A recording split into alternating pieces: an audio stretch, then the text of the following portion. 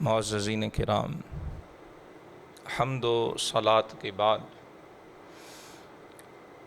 ہم سب جانتے ہیں کہ قرآن حکیم کا مقصود اصلی انسان کی ہدایت ہے۔ قرآن انسان کا ہادی اور رہنما ہے، اور قرآن کی ہدایت یہ زندگی کے ہر شعبے کو اپنے احاطے میں لیے ہو۔ قرآن ہمارے عقائد و نظریات کی بھی رہنمائی کرتا ہے، انہیں بھی ہدایت دیتا ہے اور انہیں بھی حق اور سچ کے حوالے سے واضح کر کے ہمارے سامنے رکھتا ہے۔ اسی طرح قرآن حکیم ہمارے اعمال کی بھی اصلاح کرتا ہے، ہمارے اعمال کو بھی ہدایت دیتا ہے اور سنوارتا ہے۔ انسانی زندگی یہ مرد اور عورت سے اس کا آغاز ہوا، اس کی بقا، اس کی نشو و نما اور اس کا وجود بھی اس رشتے اور اس جوڑے سے قائم۔ ہمارے دین نے اس رشتے کو نکاح کے خوبصورت بندھن اور اس خوبصورت رشتے اور تعلق میں قید فرمایا اور اسے باندھ دیا۔ ہمارے دین کی روح سے نکاح یہ دائمی تعلق ہے، یہ زندگی بھر کا رشتہ ہے۔ خاوند اور بیوی، میاں اور بیوی کا رشتہ یہ صرف اس زندگی ہی کا نہیں، ہمارے دین کی روح سے یہ آخرت میں بھی باقی رہتا ہے۔ یہ رشتہ اس دنیا میں بھی باقی ہے اور یہ جنت میں بھی باقی رہے۔ لیکن اسلام جیسے ہم جانتے ہیں دین فطرت ہے،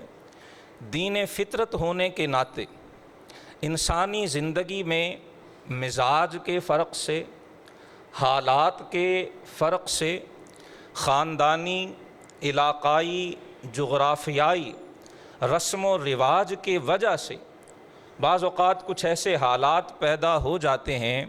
کہ اس رشتے کو آگے بڑھانا ممکن نہیں رہتا، یا جو حکمت تھی اس رشتے کو استوار کرنے کی، ساتھ رہنے سے، اکٹھا رہنے سے بعض اوقات اس فائدے کی بجائے نقصان کا احتمال زیادہ ہوتا۔ ایسی صورتوں میں قرآن حکیم نے اس رشتے کو احسن انداز میں ختم کرنے کا طریقہ بھی ہمیں سکھایا۔ آج ہمارا مسلمان معاشرہ صرف پاکستان یا بر صغیر کی حد تک نہیں، اگر ہم پوری دنیا میں غور کریں، تھوڑا سا اگر ہم دیکھیں، جہاں کہیں بھی مسلمان بس رہے ہیں، وہ اسلامی ممالک میں ہوں یا وہ غیر اسلامی ممالک میں ہوں، وہاں پر جن باتوں میں مسلمان معاشرہ آج بطور معاشرہ افراط و تفریط کا شکار ہو رہا، ہم حدود اللہ سے تجاوز کر جاتے ہیں، اللہ اور اللہ کے رسول کے قوانین سے انحراف کرتے ہیں، جو ایک مسلمان کو کسی صورت جائز نہیں، جو اس کے لیے کسی بھی طرح سے روا نہیں ہے، وہ اہم معاملہ طلاق کا معاملہ۔ طلاق کے باب میں ہم اکثر و بیشتر فی زمانہ شرعی حدود سے تجاوز کر رہے ہیں۔ آج کی ہم جمعۃ المبارک کی گفتگو میں مختصر وقت میں یہ سمجھنے کی کوشش کریں گے کہ اسلام کی روح سے طلاق کا معاملہ کتنا اہم ہے، اس حوالے سے ہمارے دین کی تعلیمات کیا ہیں، اور اگر خدا نہ خواستہ، اللہ نہ کرے، اگر کسی کو یہ مرحلہ درپیش ہو تو طلاق دینے کا شرعی درست اور صحیح طریقہ کیا۔ سب سے پہلے تو یہ بات سمجھ لینا چاہیے کہ طلاق قرآن اور سنت کی روح سے ایک بڑا اہم، بڑا نازک اور بڑا ذمہ داری والا معاملہ۔ اس کا اندازہ آپ اس سے لگائیے کہ قرآن حکیم کی ایک پوری سورت کا نام ہی سورہ طلاق، جس کی پہلی آیہ مبارکہ آج ہم نے خطبہ جمعہ میں سنی۔ 28ویں پارے کی یہ سورہ مبارکہ جو 12 آیتوں پر مشتمل ہے، اس سورت کو نام ہی سورہ طلاق کا دیا گیا۔ اور پھر اس کے بعد سورۃ البقرہ میں تقریباً 20 آیات ہیں، 221 سے لے کر 242 تک، 21 آیتیں اور 4 رکوع ہیں سورہ بقرہ کے، جن میں اللہ سبحانہ و تعالیٰ نے طلاق کے مسائل کو تفصیل کے ساتھ ذکر فرمایا۔ پوری سورہ طلاق اور سورہ بقرہ کی 21 آیات، ان کے علاوہ دیگر جگہوں پر بھی قرآن حکیم نے سورہ احزاب میں بھی ایک پہلو ذکر کر دیا، سورہ نساء میں بھی کچھ باتیں بیان کر دی گئیں، دیگر صورتوں میں بھی متفرق طور پر طلاق کے حوالے سے قرآن حکیم نے ہماری وضاحت اور ہماری رہنمائی فرما دی۔ بطور مسلمان ہمیں ان آیات کا مطالعہ کرنا اور ان کے حوالے سے اسلام کی تعلیمات کو سمجھنا بڑا لازم اور ضروری۔ جب ہم ان آیات کا مطالعہ کرتے ہیں تو سورہ طلاق کو اگر ہم دیکھیں 12 آیتیں ہیں اور 2 رکوع ہیں۔ پہلے رکوع میں 7 آیتیں ہیں اور دوسرے رکوع میں 5 آیتیں۔ دوسرے رکوع میں اگر ظاہری طور پر دیکھا جائے تو طلاق کا کوئی حکم یا طلاق کا کوئی مسئلہ دوسرے رکوع میں بیان نہیں ہوا ہے۔ پہلے رکوع کی 7 آیات میں مختلف مسائل ذکر ہوئے اور دوسرے رکوع میں کیا بیان ہوا ہے، اگر اسے ہم نظر میں رکھیں گے تو مسئلہ طلاق کی سینسٹیوٹی، اس کی حساسیت، اس کی نزاکت اور ذمہ داری ہمارے سامنے عیاں ہو جائے گی۔ جب ہم غور کرتے ہیں کہ دوسرے رکوع میں طلاق کا کوئی مسئلہ نہیں ذکر ہوا، لیکن بیان کیا ہوا ہے، وَكَأَيٍّ مِّن قَرْيَةٍ عَتَتْ عَنْ أَمْرِ رَبِّهَا وَرُسُلِهِ، اللہ پاک نے فرمایا بہت سی بستیاں ایسی ہو گزری ہیں جنہوں نے اپنے رب کے حکم سے اور اللہ کے رسول کے حکم سے نافرمانی کی، فَحَاسَبْنَاهَا حِسَابًا شَدِيدًا، پھر ہم نے ان کا بڑا سخت حساب لیا، وَعَذَّبْنَاهَا عَذَابًا نُكْرًا، اور ہم نے انہیں بڑا سخت عذاب چکھایا، فَذَاقَتْ وَبَالَ أَمْرِهَا، ان بستیوں نے اپنے کیے ہوئے اعمال کا مزہ چکھ لیا، وَكَانَ عَاقِبَةُ أَمْرِهَا خُسْرًا، اور ان بستیوں کا انجام کار گھاٹا اور نقصان۔ تعلق کیا ہے طلاق کے احکام سے ان آیات کا؟ ہم سرسری طور پر دیکھتے ہیں تو سمجھتے ہیں شاید یہ ایک دوسرے سے الگ اور علیحدہ احکام ہے، لیکن اگر بنظر غور جائزہ لیا جائے، طلاق کا مسئلہ ذکر کرتے ہوئے قرآن نے فرمایا ہے تِلْکَ حُدُودُ اللّہ، یہ اللہ کی حدیں ہیں، وَمَن يَتَعَدَّ حُدُودَ اللّہ فَقَدْ ظَلَمَ نَفْسَهُ، اور جس نے اللہ کی حدوں سے قدم باہر رکھا اس نے اپنی جان پر ظلم کی۔ دوسرے رکوع میں بتایا کہ پھر جو اللہ کی حدوں سے قدم باہر رکھا کرتا ہے، اللہ پاک ایسے شخص کو پھر نمونہ عبرت بنایا کرتا، وہ چاہے ایک فرد ہو یا پوری بستی ہو۔ فرمایا جو ہماری حدود سے تجاوز کرتا، جو اللہ اور اللہ کے رسول کی مقرر کی ہوئی حدوں سے باہر پاؤں نکالتا، اور یہاں صورت ہے سورہ طلاق، قرآن نے خود ذکر کر دیا کہ یہ طلاق اللہ نے اس کی حدیں مقرر کر دی ہیں، کون سی صورت جائز ہے اور کون سی صورت جائز نہیں ہے، طلاق کی حد کہاں ہے، کہاں رجوع ہو سکتا ہے، کہاں رجوع نہیں ہو سکتا، اسے ہر ایک کی مرضی پہ نہیں چھوڑا گیا ہے، اس کی لمیٹیشن کی گئی ہے، حدود، قواعد، اصول، ضوابط، قاعدے، قانون مقرر کر دیے گئے۔ فرمایا جو ان کی مخالفت کرتا ہے اسے پھر اللہ کے عذاب سے ہمیشہ آگاہ رہنا چاہیے۔ ہمارے ہاں جو بہت بڑی ہم غلطی کر رہے ہیں کہ میاں بیوی میں جھگڑا ہوتا ہے، خاوند پتہ نہیں کتنی بار طلاق دے دیتا، خود اسے بھی یاد نہیں رہتا، اور میاں بیوی آپس میں اتفاق، بچے ہیں کیا کریں، اب کسی کو بتائے بغیر وہ پھر اسی طرح سے بطور میاں بیوی رہتے رہتے۔ اور قرآن کہہ رہا ہے یہاں سورہ طلاق میں پہلے رکوع میں طلاق کے مسائل اور اگلے رکوع میں فرمایا کہ جو اللہ کی حدوں کو پھلانگتا ہے، پھر اللہ پاک وہ فرد ہو یا بستی ہو، اللہ پاک کا دستور، حکمت اور قانون یہ ہے کہ اللہ کا عذاب پھر ان پر نازل ہوا کرتا، حاسبناها حسابا شدیدا، پھر ہم ان کا شدید حساب بھی لیتے ہیں اور انہیں شدید عذاب کا سامنا بھی کرنا پڑتا ہے۔ سورہ طلاق کے دوسرے رکوع میں یہ ارشاد فرما کر متنبہ کیا جا رہا ہے کہ طلاق کو اپنا ذاتی مسئلہ مت سمجھو، یہ نہ سمجھو کہ جی ہمارا میاں بیوی کا معاملہ ہے، جی کسی کا کیا لینا دینا، ایسا نہیں ہے۔ جو شخص مسلمان کہلاتا، جو خود کو اللہ کا بندہ کہتا ہے، اس کا اور اس کی بیوی کا تعلق بھی اس اللہ کے حکم کا پابند ہے۔ وہ اگر اپنے ازدواجی تعلق میں اللہ کے حکم سے انحراف کرے گا اس سے تجاوز کرے گا تو وہ اس کے لیے کبھی بھی خیر کا باعث نہیں بنے گا، اس میں اس کے لیے شر ہے، اس کے لیے خسارہ ہے، اس کے لیے نقصان ہے اور اس کے لیے گھاٹا ہے، جس سے بچنے کی ایک ہی صورت ہے کہ وہ اللہ کے حکم کا فرما بردار۔ یہ تو طلاق کے حوالے سے جو قرآن حکیم نے ایک تناسب ذکر فرمایا سورہ طلاق میں، جو دونوں رکوعوں کے اندر ایک نسبت ہے، ایک نظم ہے، اس کے حوالے سے ایک بات عرض کی۔ اب رہی طلاق کی حیثیت، وہ اللہ کے حبیب علیہ الصلوۃ والسلام نے وضاحت کے ساتھ حدیث مبارکہ میں ارشاد فرما دی کہ ابغض الحلال عند اللہ الطلاق، کہ اللہ نے جتنی چیزیں بھی حلال فرمائی ہیں ان تمام چیزوں میں سے اللہ تعالیٰ کو سب سے ناپسندیدہ جو چیز ہے وہ طلاق۔ اور دوسری روایت میں فرمایا کہ ساری کائنات میں اللہ کو سب سے محبوب عمل غلام کو آزاد کرنا، جو پہلے زمانے میں غلام ہوا کرتا، فرمایا کسی غلام کو آزاد کرنا یہ اللہ تعالیٰ کو تمام کاموں میں سب سے زیادہ پسند ہے، اور فرمایا سب سے زیادہ ناپسند طلاق کا واقع ہونا ہے، میاں اور بیوی کے درمیان طلاق ہو جانا یہ اللہ پاک کو سب سے زیادہ ناپسند ہے۔ اور ایک روایت میں آپ علیہ الصلوۃ والسلام نے بتایا کہ شیطان اپنا تخت سمندر پہ بچھاتا ہے، اس کے چیلے، اس کے ایجنٹ، وہ جو سارے انسانوں کو گمراہ کرتے ہیں، وہ آ کر اپنی اپنی کارکردگی اس کے سامنے پیش کرتے ہیں، اور شیطان سب سے زیادہ خوش اپنے اس چیلے سے ہوتا ہے جو آ کر اسے بتاتا ہے کہ میں نے میاں بیوی میں علیحدگی کروا دی، میں نے میاں بیوی میں سیپریشن کروا دی، میں نے انہیں الگ الگ کر دیا ہے۔ شیطان اپنے اس چیلے، اس شاگرد اور اس ایجنٹ سے سب سے زیادہ خوش۔ یا حدیث بتاتی ہیں کہ اللہ اور اللہ کے رسول کو طلاق پسند نہیں ہے، لیکن عرض کی کہ چونکہ اسلام دین حکمت ہے،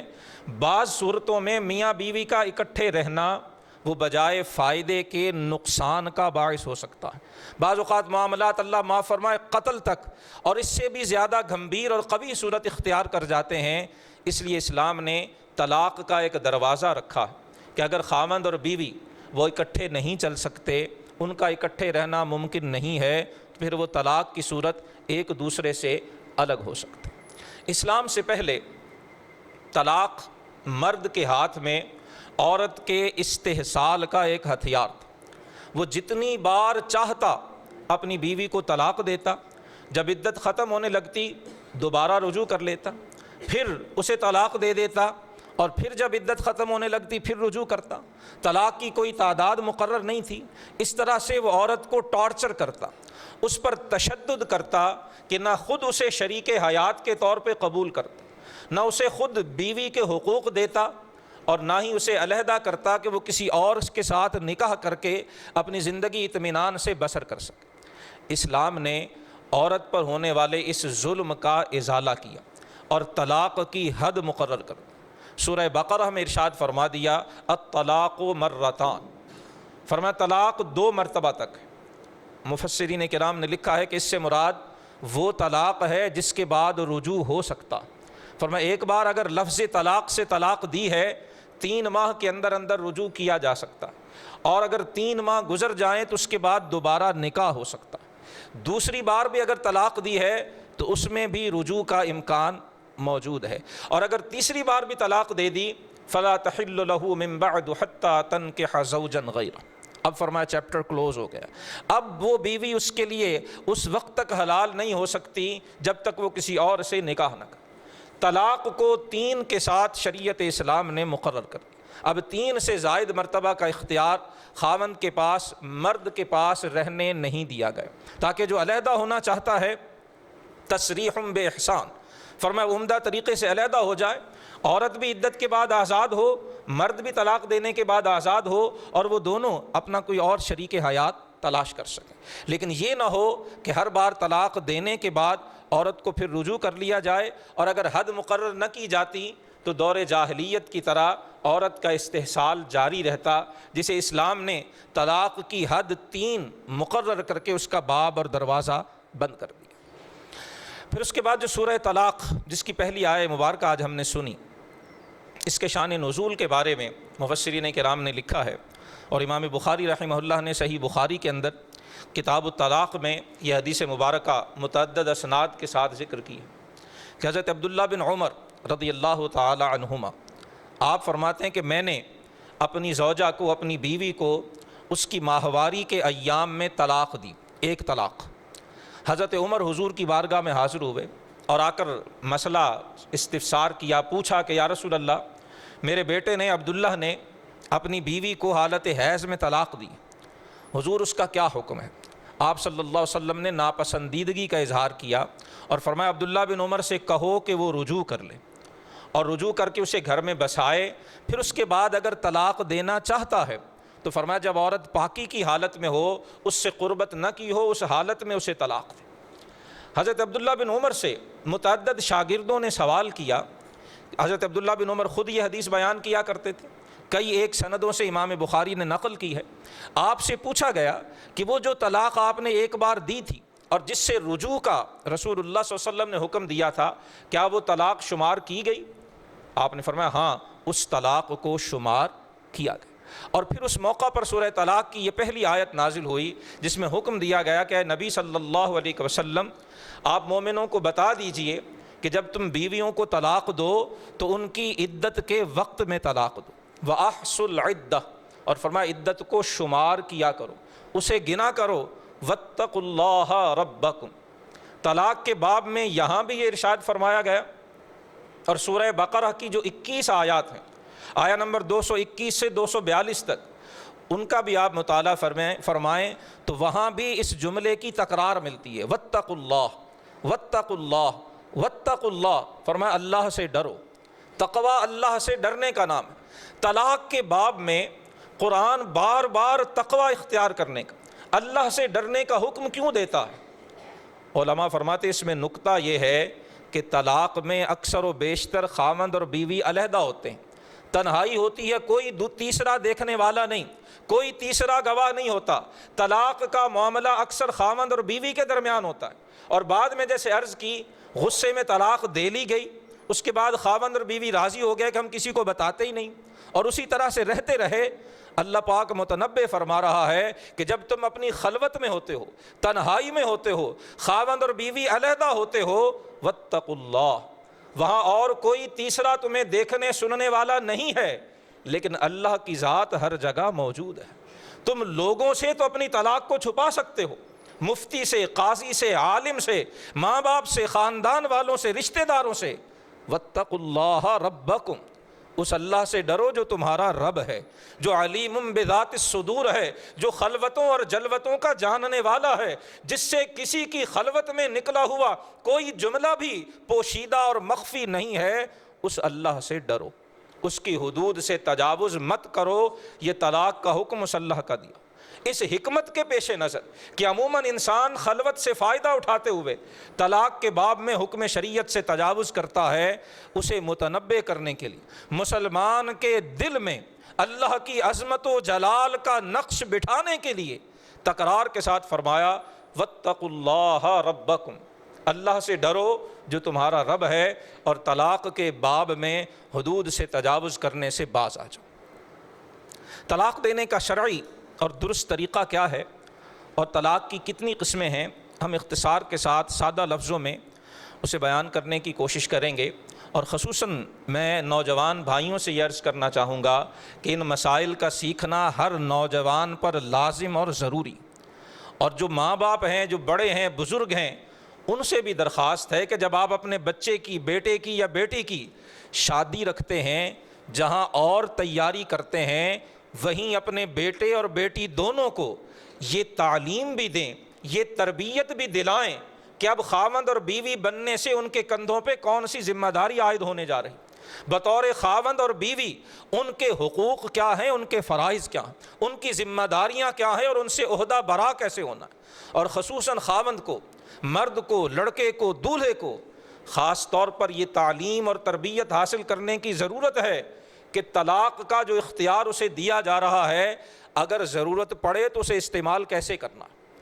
اولاً اس کی حیثیت کیا ہے، اللہ اور اللہ کے رسول نے اسے کتنا ناپسند فرمایا، لیکن اگر کبھی ضرورت پیش آئے تو اس کا استعمال کیسے ہوگا۔ جب تک ہم یہ نہیں سکھائیں گے تب تک ہمارے گھروں کے اندر یہ حرام فعل ہوتا رہے گا۔ طلاق کے باوجود، اور پتہ نہیں کتنی کتنی بار طلاق دینے کے باوجود، جبکہ قرآن نے سنت نے حد مقرر کر دی ہے، اس کے باوجود یہ فعل حرام کا ارتکاب اسی وجہ سے ہوگا جب آپ اپنی آنے والی نسل کو اس اہم شرعی حکم سے آگاہ نہیں کریں۔ اور پھر اس کی بے برکتی کیا ہوتی ہے، اس کی نحوست کیا ہوتی ہے، اولاد پر کیا اثرات ہوتے ہیں، گھر پہ کیا اثرات ہوتے ہیں، یہ وہ ہیں جو آج ہم اپنی آنکھوں سے دیکھ رہے ہیں۔ طلاق کے باب میں ہمارے دین نے جو طریقہ ہمیں تعلیم فرمایا ہے کہ اگر کوئی صورت نہیں بنتی، اولاً اگر میاں اور بیوی میں کوئی اختلاف ہوتا ہے تو قرآن کا حکم ہے کہ ان میں صلح کرانی چاہیے۔ خاوند اور بیوی آپس میں ایک دوسرے کے ساتھ حسن سلوک سے پیش آئیں، عاشروہن بالمعروف، بار بار فرمایا عورتوں کے ساتھ حسن سلوک سے پیش آؤ۔ حجۃ الوداع میں رسول اللہ نے بیویوں کے ساتھ حسن سلوک سے پیش آنے کا حکم دیا ہے، اور یہاں تک ارشاد فرمایا کہ انہیں تم نے اللہ کے نام سے اپنے گھروں میں آباد کیا۔ میری طرف سے حضور نے حجۃ الوداع کے موقع پر قیامت تک آنے والی اپنی امت کے ہر اس شخص کو جو خاوند کے منصب پہ فائز ہوتا ہے، جس کے نکاح میں زوجہ ہے، حضور اسے مخاطب کر کے فرماتے ہیں، فرمایا میری محمد مصطفیٰ کی وصیت ان عورتوں کے حق میں قبول کرو۔ فرمایا ان عورتوں کے ساتھ اچھے انداز سے پیش آؤ، بہتر انداز سے پیش آؤ۔ ہر حال میں کوشش کرنی چاہیے کہ طلاق سے بچا جا سکے، لیکن اگر کوئی صورت نہیں بنتی پھر بڑوں کو درمیان میں آ کے کردار ادا کرنا چاہیے۔ سورہ نساء میں فرمایا گیا وَإِنْ خِفْتُمْ شِقَاقَ بَيْنِهِمَا، اگر خاوند اور بیوی کے درمیان معاملات سدھر نہیں رہے تو جو خاندان کے بڑے ہیں اب ان کی ضرورت ہے، اب انہیں درمیان میں آنا چاہیے۔ فَبْعَثُوا حَكَمًا مِّنْ أَهْلِهِ، قرآن نے اس کی صورت بتائی، فرمایا خاوند لڑکے کے خاندان سے ایک سمجھدار، ایک زیرک، ایک ہوش مند، ایک دانش مند شخص کو حکم مقرر کیا جائے۔ وَحَكَمًا مِّنْ أَهْلِهَا، اور عورت کے خاندان سے بھی ایک زیرک، سمجھدار، ہوش مند شخص کو مقرر کیا جائے کہ وہ ان میاں بیوی کے درمیان صلح کرا دے، بات طلاق تک نہ جائے اور یہ گھر اجڑنے کی بجائے بستا رہے۔ یہ دین کی تعلیم ہے۔ اتنی تفصیل سے کسی اور حکم کو شاید قرآن حکیم نے بیان نہ کیا ہو جتنی تفصیل سے طلاق کے معاملات کو بیان کیا۔ فرمائے اسے روکو، طلاق مت واقع ہونے دو، صلح کی کوشش کرواؤ، بڑے درمیان میں آئیں اور صلح کروائیں۔ لیکن عرض کی انسانی فطرت ہے، اگر کوئی صورت نہیں بنتی، صلح کی کوششیں بھی ناکام ہو جاتی ہیں، تو پھر ایسی صورت میں شریعت کا حکم یہ ہے کہ عورت کو اس کی پاکی کے ایام میں ایک طلاق دی جائے۔ اس کے ایام پاکی میں جب خاوند نے حقوق زوجیت ادا نہ کیے ہوں، عورت کو صرف ایک طلاق دے۔ اسے طلاق احسن یا طلاق سنت کہا جاتا۔ ایک طلاق دینے کے بعد بس باقی طلاقیں دینے کی ضرورت ہی نہیں۔ ایک طلاق دینے کے بعد اب فائدہ کیا ہوگا؟ ایک طلاق دینے کے بعد وہ ابھی تک اس کے نکاح میں ہے، 3 ماہ کے اندر اگر خاوند چاہے تو وہ اس سے رجوع کر سکتا ہے، دوبارہ نکاح کی بھی ضرورت پیش نہیں آئے۔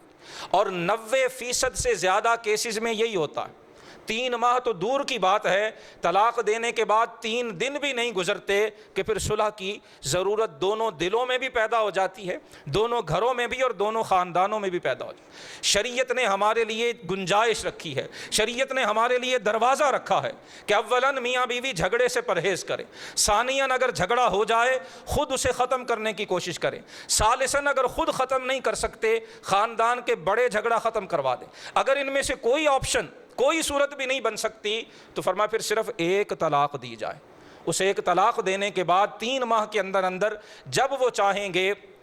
وہ رجوع کر سکتے ہیں، اور اگر 3 ماہ گزر بھی جائیں تو اس کے بعد دوبارہ نکاح کیا جا سکتا ہے۔ یہ آپشن بہرحال موجود رہتی ہے، اسی لیے اسے طلاق احسن اور طلاق سنت کہا گیا۔ رسول اللہ صلی اللہ علیہ وسلم نے حضرت عبداللہ بن عمر رضی اللہ تعالیٰ عنہ کو اس میں یہی حکم اور یہی طریقہ تعلیم فرمایا تھا جسے طلاق احسن یا طلاق سنت فرمایا۔ دوسری قسم ہے طلاق حسن۔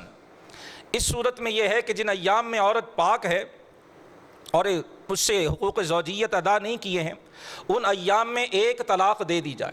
پھر اس کے بعد جب دوبارہ وہ ماہواری سے پاک ہو پھر دوسری طلاق دے دی جائے، پھر اگلے مہینے اسے تیسری طلاق دے دی جائے۔ اس طرح سے 3 طلاقیں دینا یہ طلاق حسن ہے۔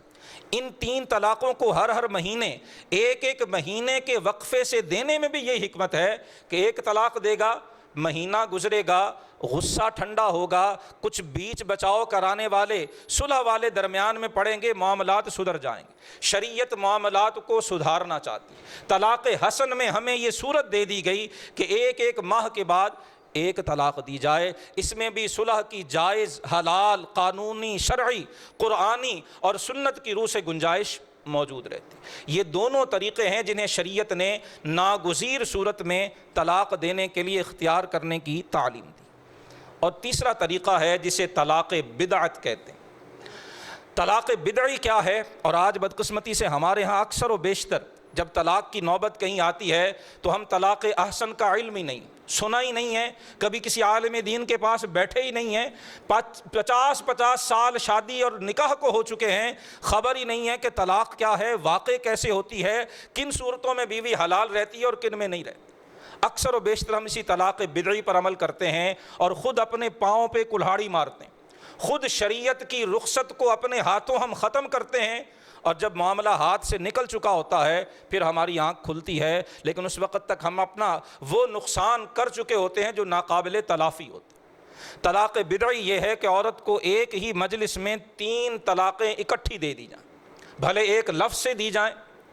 کہ میں تمہیں 3 طلاقیں دیتا ہوں، یا الگ الگ الفاظ سے دے، میں تمہیں طلاق دیتا ہوں، طلاق دیتا ہوں، طلاق دیتا ہوں۔ 3 طلاقیں اکٹھی ایک ہی مجلس میں دینا یہ طلاق بدعت ہے۔ لیکن یاد رکھیں امت کا اس پر اتفاق ہے۔ امام ابو حنیفہ، امام شافعی، امام مالک، امام احمد ابن حنبل رحمہم اللہ تعالی علیہم اجمعین، اور ان سے پہلے صحابہ کرام علیہم رضوان، وہ سب اس بات پر متفق ہیں کہ 3 طلاقیں اکٹھی ایک کلمے سے دی جائیں یا ایک مجلس میں الگ الگ کلمات سے دی جائیں، یہ طریقہ پسندیدہ نہیں ہے۔ لیکن ایک ہی مجلس میں 3 طلاقیں دینے سے تینوں طلاقیں واقع ہو جاتی، اس میں کسی کا کوئی اختلاف نہیں ہے سوائے چند ایک افراد کے۔ ائمہ 4 میں، سلف صالحین میں کبھی اس مسئلے پہ اختلاف نہیں رہا ہے۔ 3 طلاقیں ایک ہی مجلس میں دی جائیں، شریعت نے اسے ناپسند فرمایا ہے، اور امام ابو حنیفہ رحمہ اللہ کے نزدیک 3 طلاقیں اکٹھی دینے والا گناہ گار بھی ہوگا لیکن طلاق واقع ہو جائے۔ علماء فرماتے اس کی صورت یوں سمجھیے کہ جیسے ہمارے دین میں خودکشی کو حرام قرار دیا گیا، خودکشی کرنا حرام ہے، ناجائز ہے، اور خودکشی کرنے والا گناہ گار ہے، لیکن جب کوئی اپنی کنپٹی پہ پسٹل رکھ کے ٹریگر دبا دیتا ہے تو پھر اس کی روح بدن کو چھوڑ جایا کرتی۔ اب اگر کوئی یہ کہے کہ یہ مر کیسے گیا، یہ تو حرام کام تھا، حرام کام سے تو مرنا نہیں چاہیے، تو یہ اس کا ایک جو ہے وہ طفلانہ اور بچگانہ سوال تو ہو سکتا ہے، اس سے حقیقت تبدیل نہیں ہوا کرتی۔ شریعت نے خودکشی کو حرام قرار دیا، خودکشی کرنے والا گناہ گار ہے، لیکن جو اپنے ہاتھوں جان لیتا ہے، جان اس کا بدن کا رشتہ ٹوٹ جایا کر۔ یہی معاملہ اکٹھی 3 طلاقیں دینے کا، اکٹھی 3 طلاقیں دینے کو شریعت نے ناپسند فرمایا، اسے اچھا نہیں سمجھا ہے۔ فقہا نے اسے طلاق بدعی فرمایا ہے، لیکن جو 3 طلاقیں اکٹھی دے دیتا ہے وہ تینوں طلاقیں واقع ہو جایا کر۔ طلاق بدعی کی ایک صورت یہ ہے، اور یہ ہمارے ہاں عموماً پائی جاتی ہے، اور اس کی جو سب سے خطرناک صورتحال ہے اور جو سب سے عام ہے کہ جب ہم طلاق دینا چاہتے ہیں ہم کچہری کا رخ کرتے ہیں، وہاں وہ بیچارے وثیقہ نویس بیٹھے ہیں،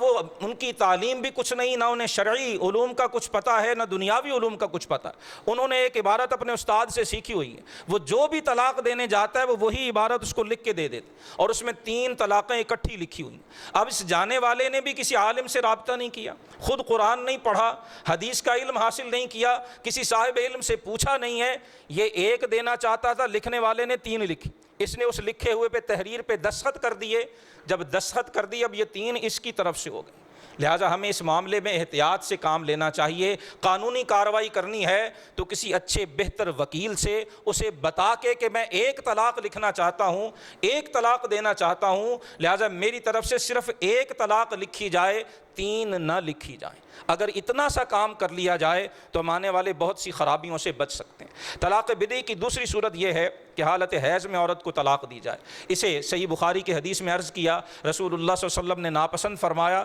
حضرت ابن عمر کو رجوع کرنے کا حکم دیا، لیکن اسی حدیث میں ہے کہ یہ طلاق واقع ہوئی ہے۔ رجوع کا حکم اسی لیے دیا تھا کہ طلاق واقع ہو گئی، یہ طریقہ پسندیدہ نہیں تھا اللہ کے حبیب علیہ الصلوۃ والسلام، اور ناپسند فرمانے کی وجہ یہ تھی کہ اس میں عورت کے لیے اذیت ہے، اس کی عدت لمبی ہوگی، پرولونگ کرے گی، زیادہ لمبی ہوگی، اور اس میں بلا وجہ اس کے لیے تکلیف ہے، اس بنا پر اللہ کے رسول صلی اللہ علیہ وسلم نے اس سے منع فرمایا۔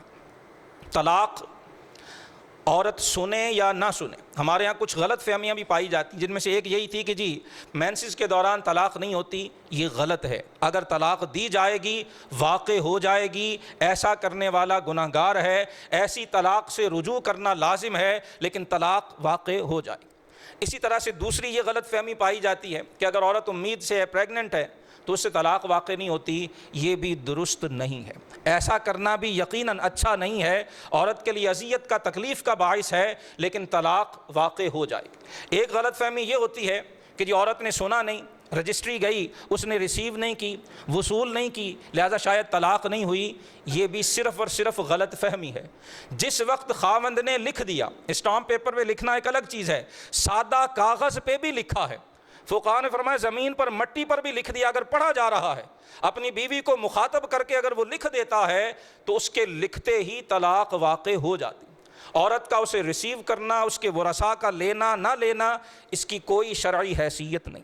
اسی طرح ہمارے ہاں حکومتی سطح پر جو ایک غیر شرعی عمل ہو رہا ہے، وہ ہماری یونین کونسلز کا طلاق کو مؤثر کرنے کا عمل ہے۔ اس کی شرعاً کوئی ویلیڈیٹی نہیں ہے، شرعاً اس کی کوئی حیثیت نہیں ہے۔ طلاق خاوند کا اختیار ہے، جب اس نے لکھ کے دے دی، یونین کونسل مؤثر کرے نہ کرے، شرعی طور پر ائمہ اربعہ کے نزدیک، فقہاء امت کے نزدیک طلاق اسی وقت واقع ہو جاتی ہے۔ وہ ایک بچگانہ کھیل ہے جو حکومتی سطح پر دیگر کھیلوں کے ساتھ ساتھ کھیلا جاتا ہے، اس کی شرعی کوئی حیثیت نہیں۔ یہ چند باتیں عرض کی گئیں، ریکارڈ ہو چکی ہیں، ان کو اگر احتیاط سے، توجہ سے، دھیان سے سماعت فرمائیں گے تو امید ہے اس حوالے سے جو ہماری غلط فہمیاں ہیں، اور جو ایک بہت بڑا عرض کیا کہ ہم شریعت سے کھلواڑ کرتے ہیں، شریعت کا مذاق اڑاتے ہیں،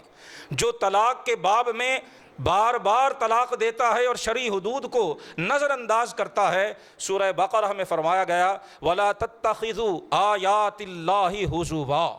فرمایا اللہ کی آیتوں کو مذاق مت بناؤ۔ یہ طلاق مذاق نہیں ہے، جب جی آیا دے لی، جب جی چاہا رجوع کر لی، کوئی حد نہیں، کوئی تعداد نہیں۔ فرمایا اللہ کی آیتوں کا مذاق مت اڑاؤ۔ جو اللہ کی آیتوں کا مذاق اڑاتا ہے، اور خصوصاً یہ طلاق کے باب میں فرمایا گیا، فرمایا ایسے کرنے والے کو اللہ کے غضب سے ڈرنا چاہیے۔ اللہ سبحانہ و تعالی ہمیں سارے اپنے امور حیات میں، اور خصوصاً نکاح اور طلاق کے باب میں حدود شریعت کو پہچاننے کی اور اس کی حدوں میں رہتے ہوئے زندگی بسر کرنے کی توفیق عطا فرمائے۔ وآخر دعوایا ان الحمد للہ رب العالمین۔